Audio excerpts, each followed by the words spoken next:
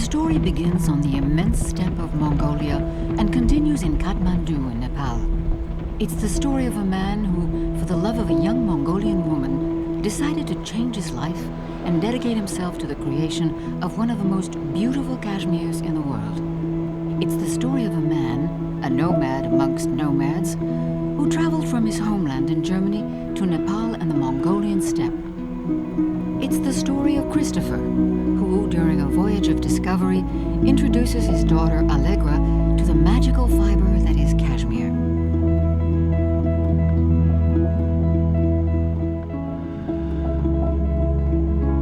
"25 years ago, a new adventure started in my life, which brought me to Mongolia. I met my wonderful wife, Enke. My wife is Mongol.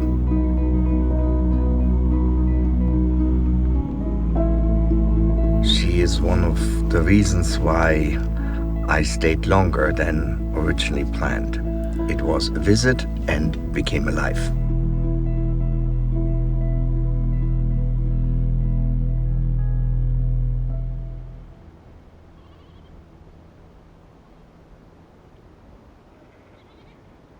Christopher left behind an exciting life as an actor and rock music producer.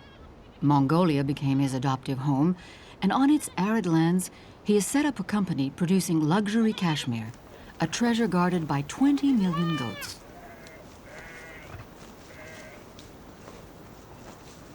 My idea was to take the wool, the cashmere from Mongolia to Nepal, where crafting and handcrafting is very much part of their culture and is not so much part of the nomadic culture. Today, he makes one of the finest cashmeres in the world. Some of the world's greatest fashion houses have succumbed to his sophisticated feather-light shawls, soft rugs, and warm blankets.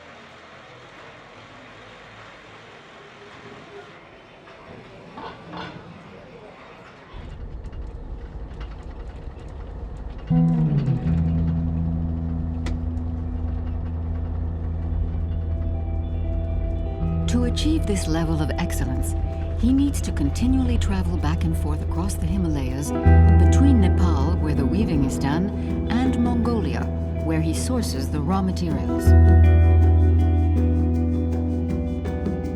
Christopher takes Allegra, his 11-year-old daughter, with him on the Cashmere Trail. His wife, Enke, has stayed in Europe with their 2 older sons. It is a great pleasure to take my little Allegra into this winter tale and to show her how her other relatives live a very simple life as herders and nomadic people in Mongolia.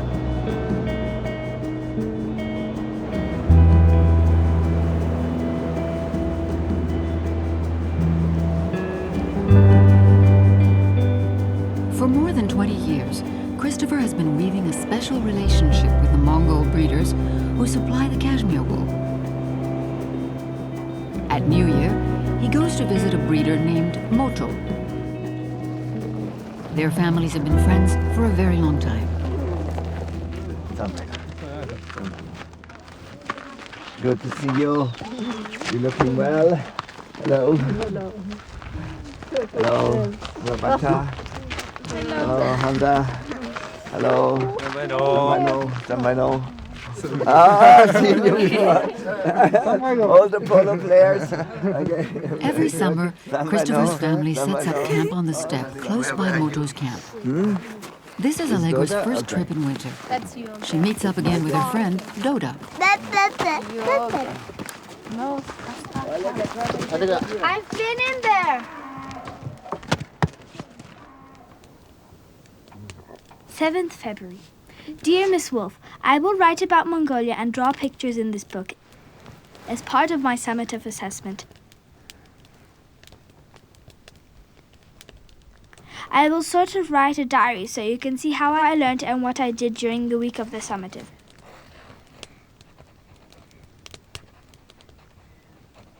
I will try very hard so you see the countryside like I do. I will also write about the culture.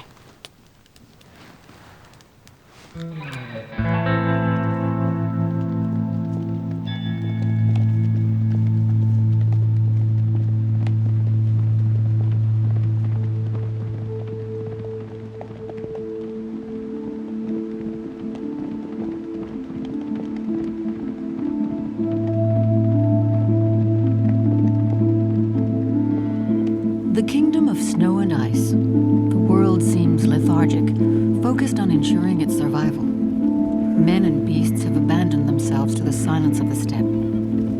The presence of Genghis Khan can still be felt in this valley. His son, Ögedei Khan, established the capital, Karakorum, some 50 kilometers from Moto's camp.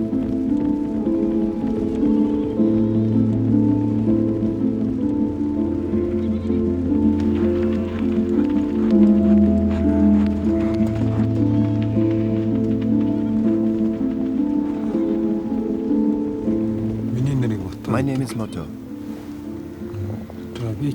I'm a breeder. I live on the outskirts of Karakorum with my wife and 2 daughters. My daughters go to school in the city. My wife and I stay here to look after the animals.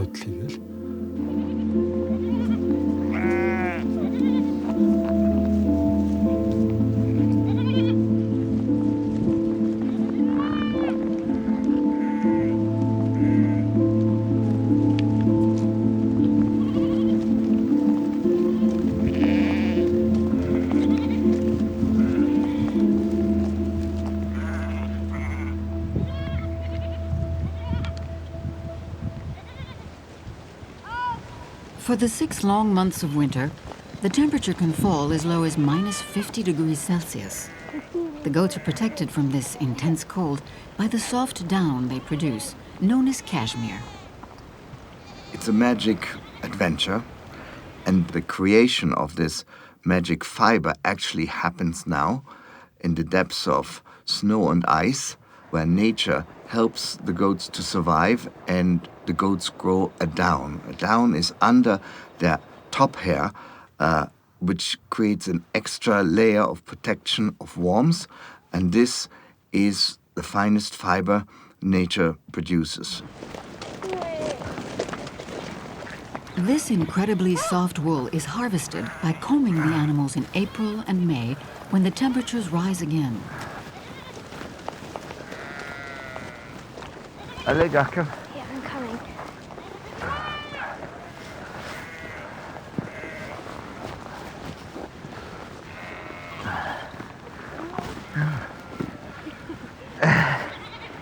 It's a male? Okay. You see? Oh, pretty. This is what protects the goat and be able to survive this winter. Okay, how many grams can he comb out in a goat? Once it has been sorted, you're left with 150 to 200 grams. It depends on the size of the goat. Excellence starts with the right sourcing. There are different kinds of cashmere being collected. There are an A grade or a B grade or a C grade or a D grade. So this is determined on the fineness of the fiber. The finer the fiber, the more is the value. So let's say a fiber which is 14 microns or 15 microns is rated higher than a fiber which is 17 microns. And the second element which comes in is the fiber length of the fiber. The longer the fiber is, the better it is for spinning, and especially when it comes to hand spinning, which is another category to create excellence. There you would need a longer fiber. Life in the countryside. Life in the countryside is no piece of cake, especially in the winter when temperatures can drop down to minus 30, minus 40 degrees Celsius. Plus, there is mostly very strong winds that make it very, very cold. To keep warm, herders use dung as fuel for the fire because trees are very seldom.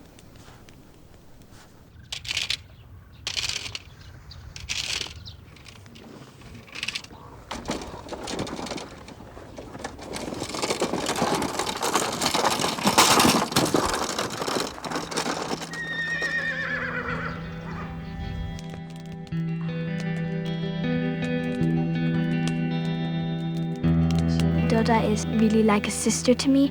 Her family is like my second family because Doda grew up with my brothers, and I used to always go to her when I was little. And I used to always play with her and ride with her, and she just took care of me, really.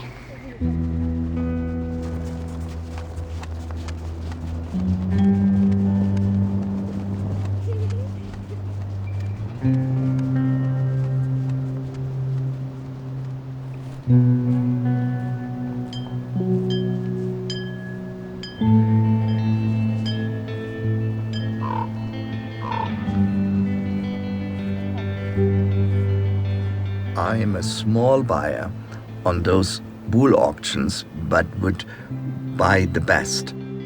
But you don't know what the best will be. And I think it is fair that I meet and be in during the winter months with other herder families, and Moto is one of those families, to show them my respect for the work they do in these extreme winter months, and to show some empathy and to show some compassion for how they live.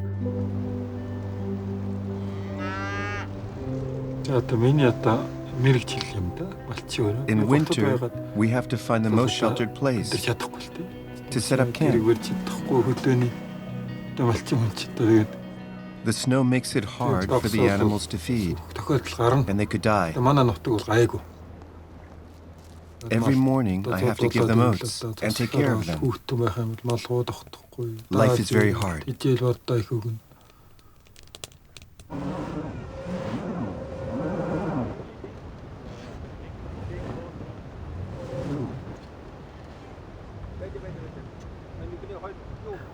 Great space, very large spaces, no roads, which gives a certain freedom, but also a certain isolation. So you learn to be with each other, and you learn to live with each other, and you learn to support each other.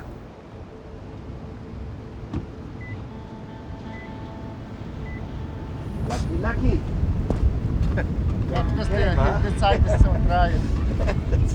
Very nice place for good night.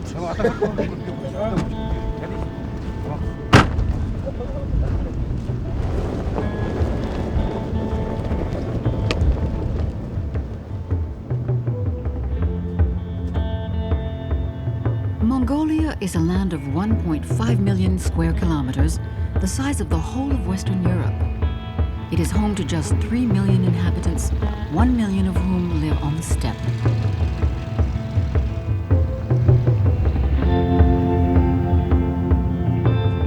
In this last bastion of nomadism, winter is synonymous with fragility and uncertainty for man and beast. Things can change radically between two moons. Every winter is unique, and sometimes one may lead to an exodus. Every year, the Mongolian steppe loses a few more of its nomads, drawn by the lights of the city.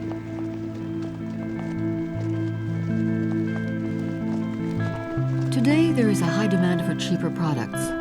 This increase in volumes of wool has led to a decline in wages, combined with overgrazing, which is threatening the balance of the ecosystem here.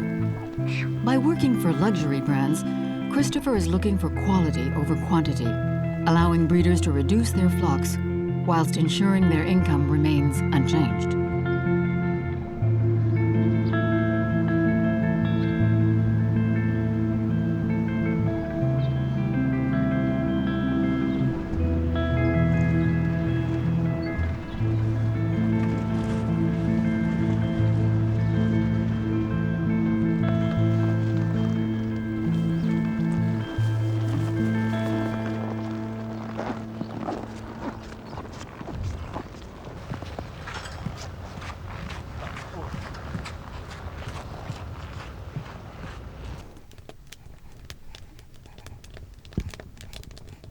During Tsaghensat, Mongol New Year, neighbors or family visit each other like in the picture.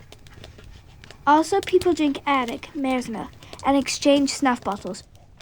There are also horse racing. Tsaghensat goes on for 3 days. A lot of people in the first day go to the high mountains to see the first sunrise of the year.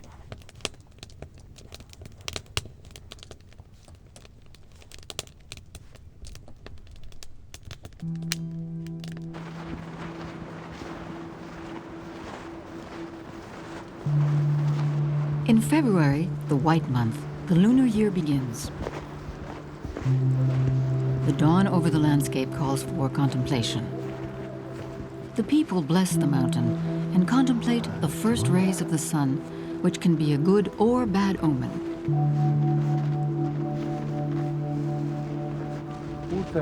That star is Uringala. Uringala. You see it when the sun rises.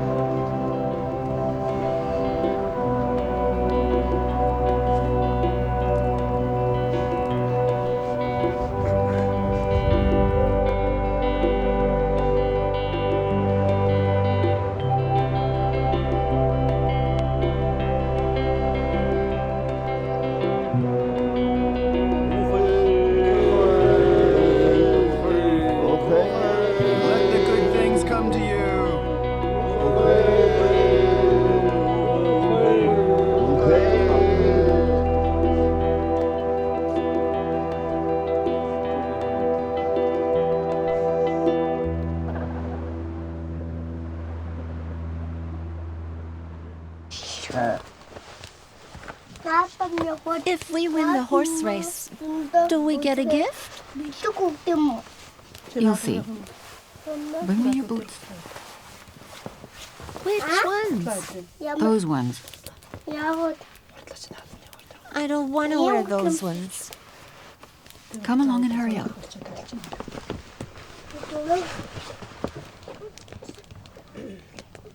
It's the day of the traditional New Year horse race, the Nadam.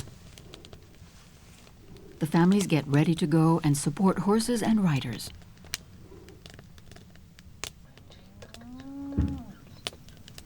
My name is Doda. After finished my school, I'm gonna be veterinarian. So because I love horses, like animals.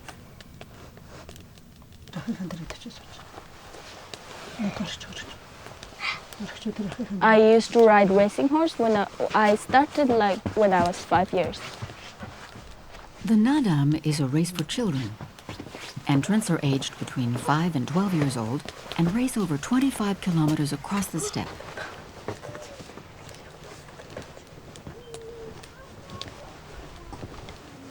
I'm really proud of my dad because he's really good at training racing horses. So yeah, everyone knows my dad because he has lots of nice, really good, really fast horses.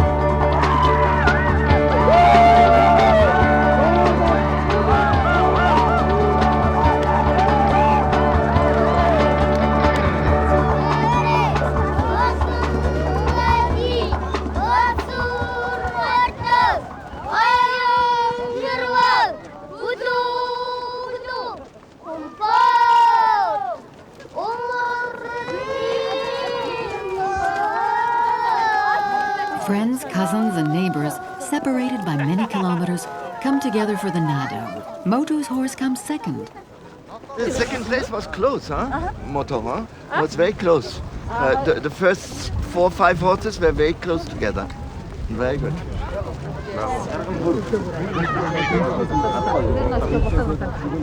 Any horse running? Yes. I wish you a happy new year.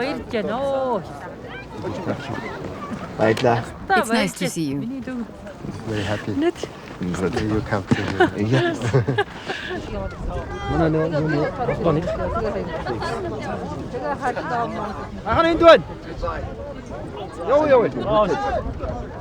The Mongols have a strong sense for color, essential colors which are strong and stand out and very much alive. When it comes to textile in Mongolia, colors are weaved, forms are condensed, everything is strong and to a certain extent, I would say, robust, very appealing to the eye. When I come to a horse race when in the middle of winter, how they are all able to express themselves in their colors, in their forms, their way to dress. This is very impressive to see. Look at our societies in the West, we would see most of the people are very similarly dressed. This kind of individualism, this kind of personal strength in expression, this is something very appealing and very refreshing, and I think I appreciate that very much.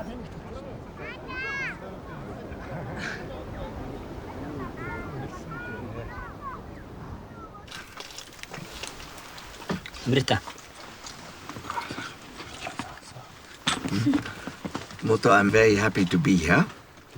I would like to make a toast to you and your family, your children, your friendship and hospitality you have shown us in the last 20 years. It's a pleasure for us too. Thank you. Thank you both, huh? Thank you. You know you can always count on us. Thank you. This next year come here too. At the New Year dinner, friends are presented with airag, fermented mare's milk. On the table is a huge preparation made using an odd number of cakes. The Mongols call it a platform cake. 2 layers of happiness surrounding 1 layer of unhappiness, according to their beliefs. It smells like, it tastes like very fresh airag. How did you do this? You'll have to ask my wife. How did you do that? It's younger than young. Very good. Thank you. Thank you. Allegra, she's a very good friend with Doda. And I think this will help to deepen their relationship. 2 more. Okay. I eat 1 for Enke. Yes. She is very jealous that I'm here and she's not here.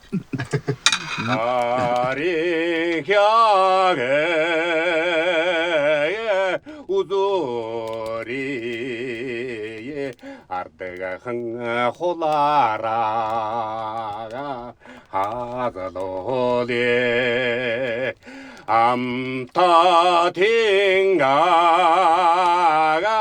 diji ye akmate khanta nartaga bari mundu ore mundu.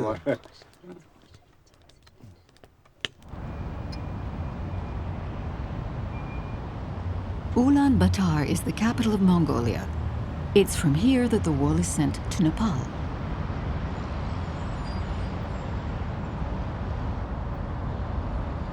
Christopher wants to show Allegra how the wool is sorted and cleaned in the factories on the edge of the city. Sorting and cleaning the wool is a very delicate operation. It varies according to the quality of the wool, and they must remove any superfluous elements. After cleaning, only 1/3 of the initial weight is left to be spun.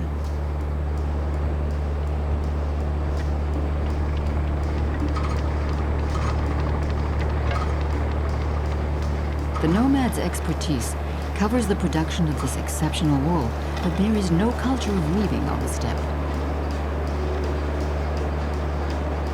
The wool will cross China and the Himalayas to arrive at Christopher's workshops in Kathmandu in Nepal.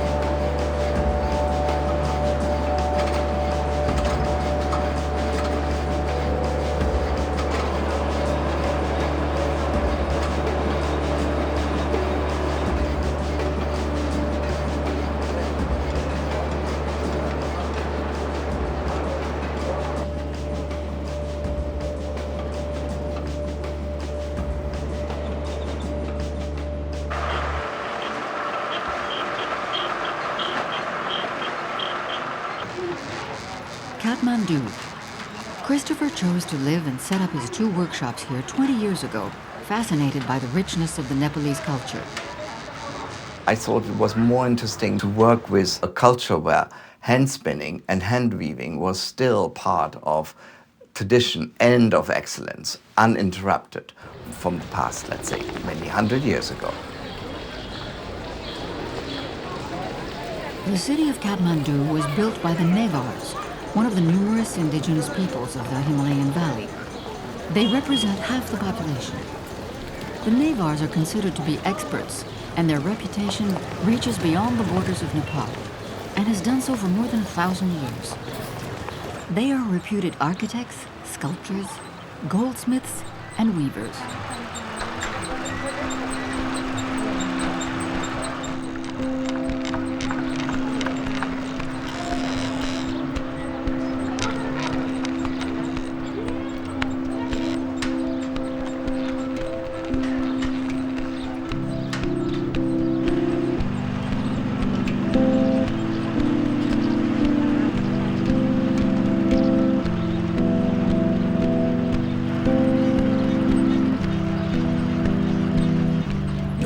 Of cashmere must first be spun using a very precise and delicate process.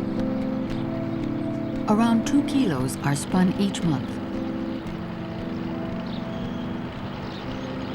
It is not enough to just find the best raw material, but then it is important to be able to guide, to guard, and to control the transformation of that raw material into the best next step. So that means spinning, and later weaving and finishing.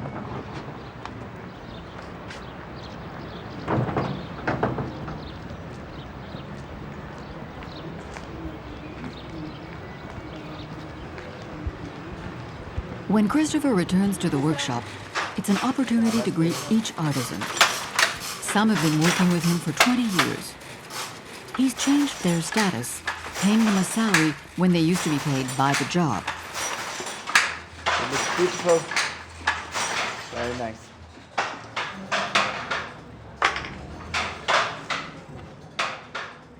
The hand can exactly make this definition between gros and fine. That is something which interests me. Since everything is handcrafted, it has a signature. And because it has a signature, a particular signature, there would not be a single piece which is the same. The objective of a machine would be to do 10,000 meters the same tissue. If you ask us or me to do 10,000 meters of the same tissue, I say, you can't do it. Every meter will be different, or every centimeter will be different. And that is the beauty I fight for. Christopher was inspired by the number 108, a sacred number in Buddhism, to create his range of colors. This number represents the 108 names of Buddha, the 108 beads in the rosary, and the 108 gestures of Tantra and yoga. These two are my favorite.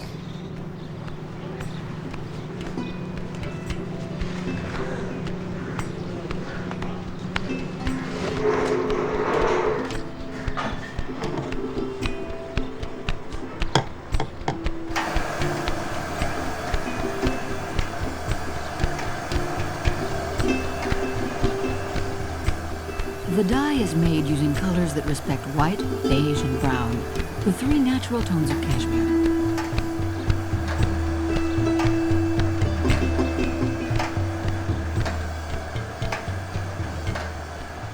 What would be nice here is if we translate this into a scarf, a kind of a throw, rather warm. We start the warping after we finish the silk. And the dyeing. So, and then dyeing is done. Dyeing is done.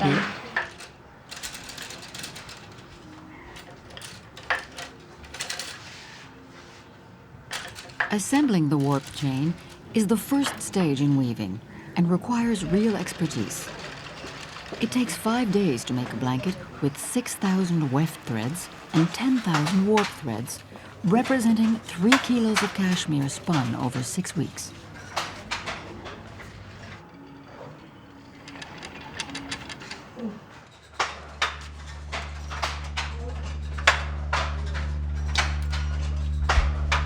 One of the aspects of our atelier is that we are looking for artisans who have also an artistic quality and at least can develop into very highly skilled craftspeople.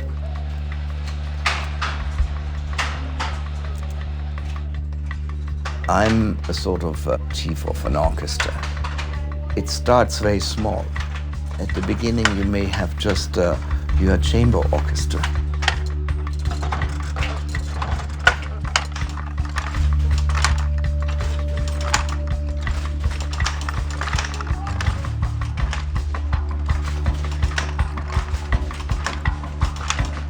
Now we are quite a symphony.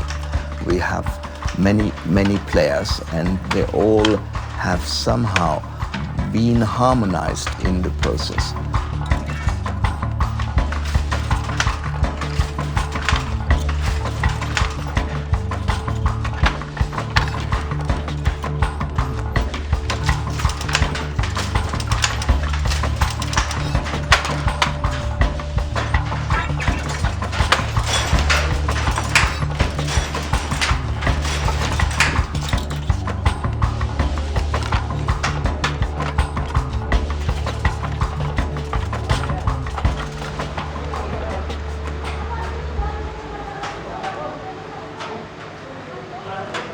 My skill as a conductor is to create the space or the timelessness, but I would be nothing without the people who are doing or are playing very finely the different instruments they have.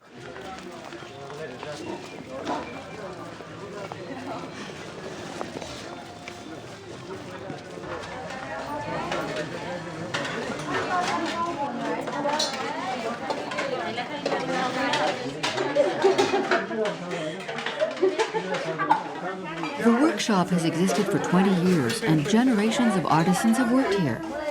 Christopher works with Nevars, but also with around 15 other ethnic groups that make up the country. 50 years ago, they would not have spoken to each other. 20 years ago, they would not have sat together and work on something together. 15 years ago, they would not have sat together and eat together. So there is something where I'm trying to unite and bring people together.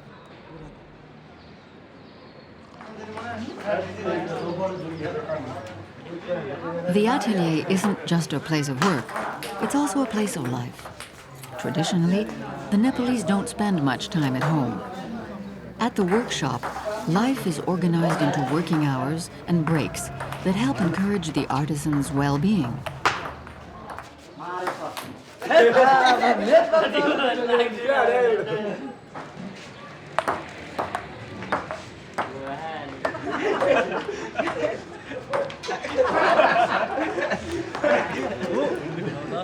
They're actually very good, and it's incredible good for your whole body and your eyes and your mind, because it's a lot of concentration, and I love that they enjoy it.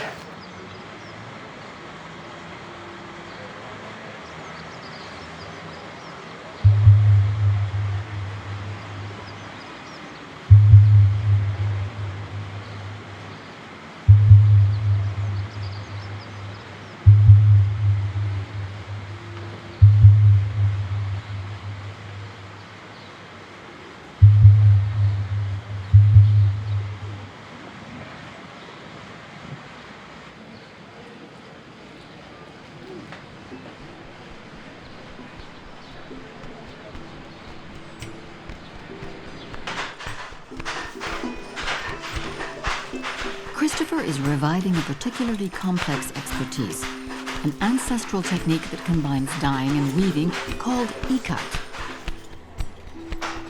Ikat comes from the verb mengikat, which means to knot together or to envelop.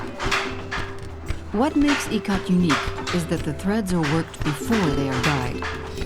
After choosing the pattern and the color, the threads are tied before being dyed to protect them.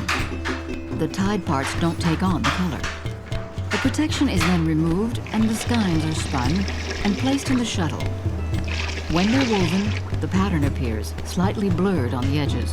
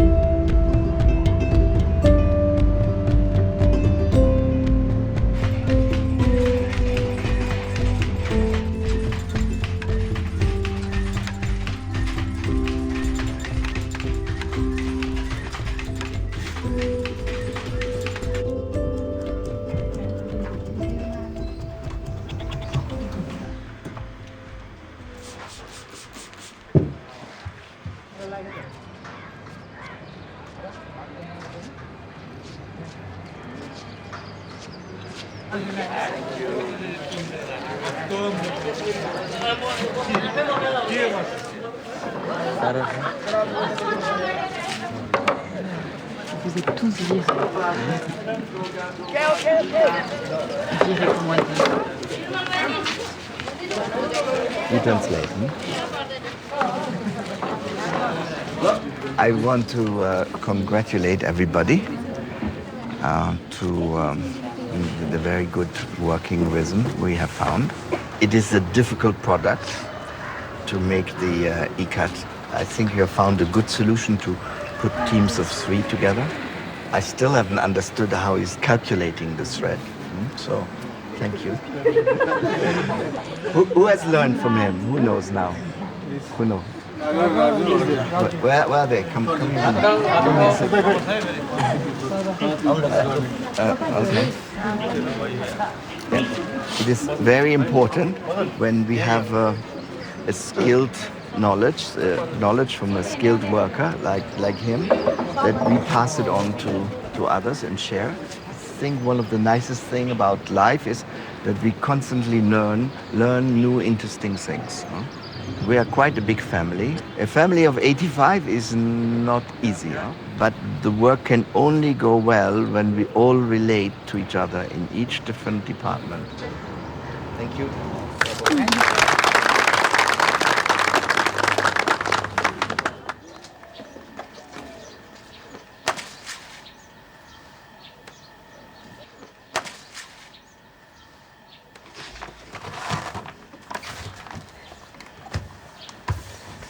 I live in Berlin now, but I used to live in Kathmandu.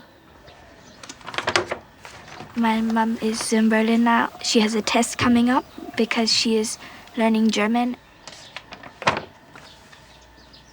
It's quite funny because in Nepal I used to be known for being both Mongol and German, but in Germany I'm mostly known for being Mongol because everyone else is German, so I want to be different. It's very, very special to be only with my dad because we don't do this very often.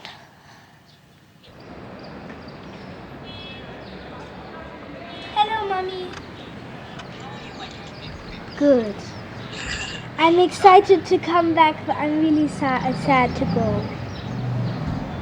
That's the thing about Asia, because we have grown up so much in Asia, because it's so much a part of us. But also you are half European, so you have to come back to your fatherland. You have to leave your motherland and now come back to fatherland. And I don't want you to miss too much schooling. You already had been traveling last 2 weeks all over the Asian continent. You have been in the Central Asia and now you're in the Southeast Asia. Okay? Bye-bye.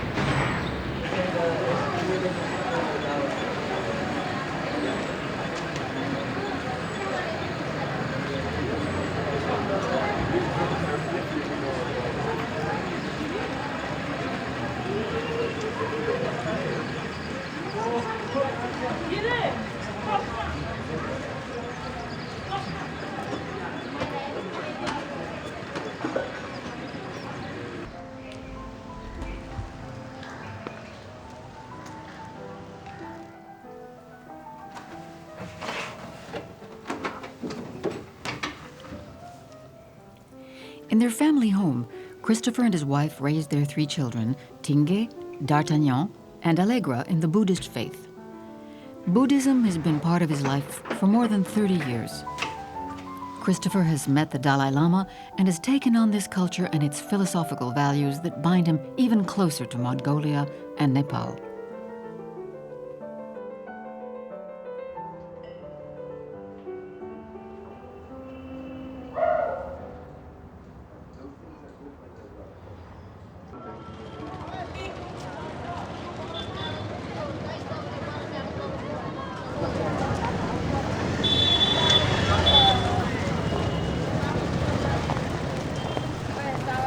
The growth and various influences of Hinduism and Buddhism in Asia over the centuries have allowed the 2 religions to prosper in Nepal.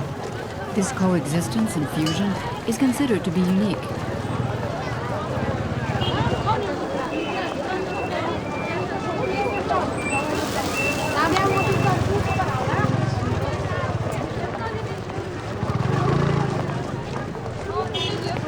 Swayambunat, the Temple of the Monkeys, is one of the most ancient and most sacred places in Kathmandu. It is located on a hill overlooking the valley. Come on, Allegra, a little bit stronger. There's some you missed.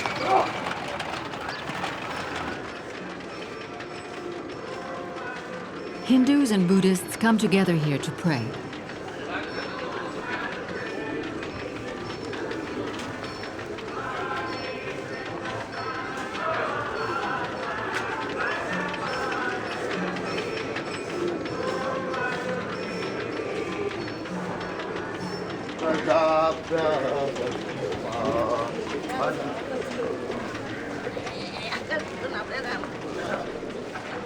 The children grew up here in Kathmandu. Our house is literally next to Swayambunat.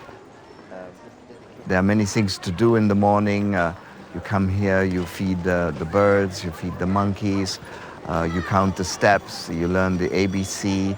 And walking with me every morning here, this is part of our daily exercise.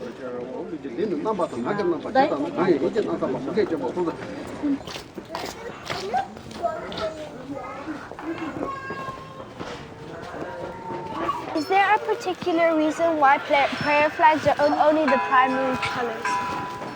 Well, I think Buddhism has chosen the primary colors. And the meaning of the prayer flags is that you have the prayer printed onto the flags, and then the wind is transporting the prayers through space. So this is also called lungta. So it's a prayer carried by the wind.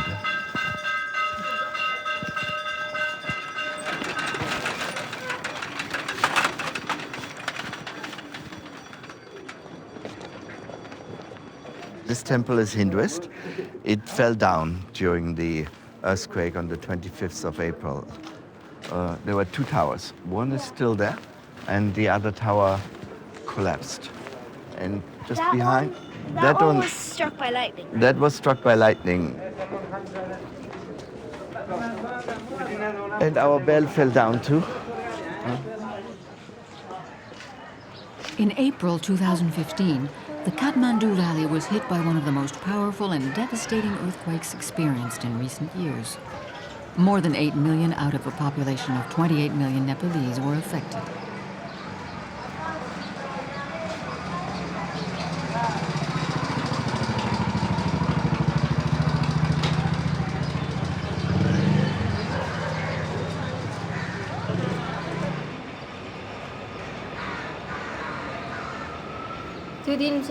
It was Saturday. Normally, it's an off day, but I was needed to finish something urgent, which had to be submitted on Sunday. That's why I came to work on Saturday. And then, suddenly, there was a jolt and my room started shaking.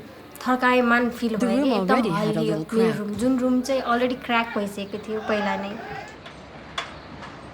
There were no victims from Christopher's workshop, but there was a great movement of solidarity to help out family, friends, and neighbors. In the courtyard, just by the volleyball court, they built shelters for the victims. Christopher really takes care of his employees. Maybe that's why I have this strength. Me and my family are fine. If we have a problem, we have our company, our workshop. I will go and seek help there. Those who are in worse situations, who lost everything, who have more problems than me, I can help them. And I will go to help them. That's how I offered relief to help people. So it's not me directing as a big producer the aftermath of the earthquake, but it's they themselves did that. So this was very, very nice to see that after building up of a team within the workshop, this team then worked within the community. There was a great sense of sharing.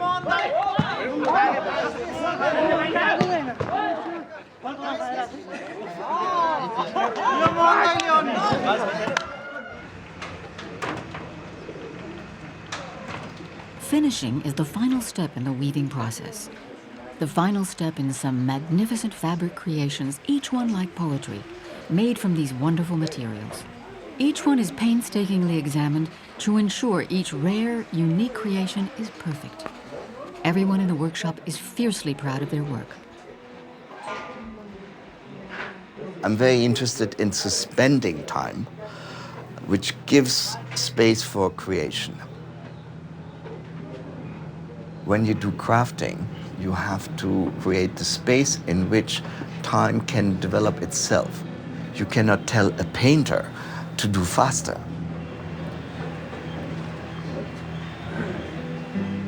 Maybe there are moments when he just has to reflect or when he doubts. Space like what we have in our workshop also creates that liberty.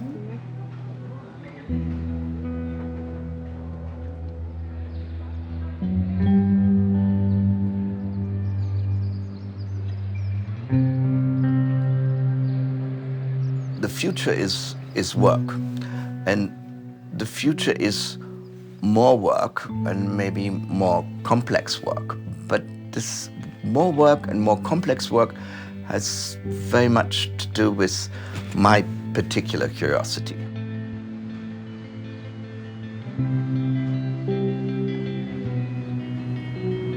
I am curious of where my curiosity will bring me. We are going on at the moment with the energy I can bring in. I think some people learn now enough that they could make their own workshop. This would be part of the philosophy we have to let everybody do what they think they can do.